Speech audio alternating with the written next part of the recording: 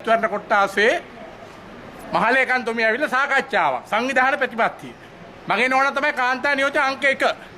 රත්තරන් රොංගිල් මැතිවරණ කොට්ටාසේ. මගේ නෝනාට නොදී කුමන්ත්‍රණයක් කළා වෙන නෝනා කෙනෙක් දාලා. දැඩිගම රත්තරන් ආයතනයේ ලක්ෂ 25ක රත්තරන් හොරෙක් කාන්තාවක් දාලා. ඒකට විරෝධය පාලම මම යනවා. මම එක්සත් ජාතික පක්ෂයේ ඉල්ලාස් වෙනවා විතරයි. අපි ව්‍යවස්ථාපිත ඒකාධිපතිවාදයට විරුද්ධව මේ රටේ සියලුම පක්ෂ පෙරගස්සනවා. අපි සියලුම රටේ විපක්ෂ නායකතුමා ඇතුළු හිටපු ජනාධිපතිතුමාන්ලා ඇතුළු සියලුම පක්ෂ වලට අපි ආරාධනා කරලා තියෙනවා. ඒ සංවත්සරයේ අපි සමරන්නේ එක්සත් ජාතික පක්ෂය 79 වෙනි සංවත්සරය.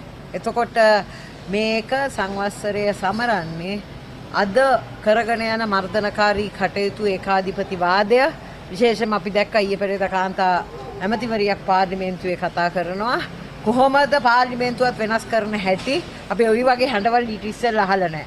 අර චීනේ ගිහිල්ලා ඇවිල්ලා කිව්වහම මේක අවුරුදු 20ක් තියෙන්න ඕනේ කියලා කියපු කෙනා ආධ්‍යාත්මික නායකයා වගේ අපි හිතන්නේ අද ඔක්කොම එකට පෙර ගැහිලා හැම කෙනාම එකමුතු වෙලා මේ ගෙනියන ඒකාධිපතිවාදයට විරුද්ධව වැඩ කටයුතු. මොකද මේලා ඉදිරියේදී සමගි ජන බලවේගයේ සමග එකතු වෙන්න අදහසක් තියෙනවා. නෑ ඒක ඉදිරියේදී නෙමෙයි හැමදාම තිබුණා.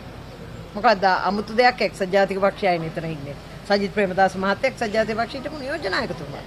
එතුමාද විපක්ෂ නායකතුමා හැටියට ඉන්න. ඒක අපි එදත් එහෙමයි හැමදාම එහෙමයි. කොයි මොහොතේ හරි එකතු වෙන්න පුළුවන් හැම අවස්ථාවකම අපි එතුමාට ආරාධනා කරලා තියෙනවා අපි උත්සාහ ගන්නවා. සංවත්සරයට මොන පක්ෂ වලට ආරාධනා හැම පක්ෂයක්. සමගි ජන බලවේගය ශ්‍රී ලංකා නිදහස් පක්ෂය පොහොට්ටුව මේ රටේ තියෙන සියලුම පක්ෂ වලට ආරාධනා කරලා තියෙන්නේ ජාතික ජන බලවේගය සහ ජනතා විමුක්ති පෙරමුණ නැතුව.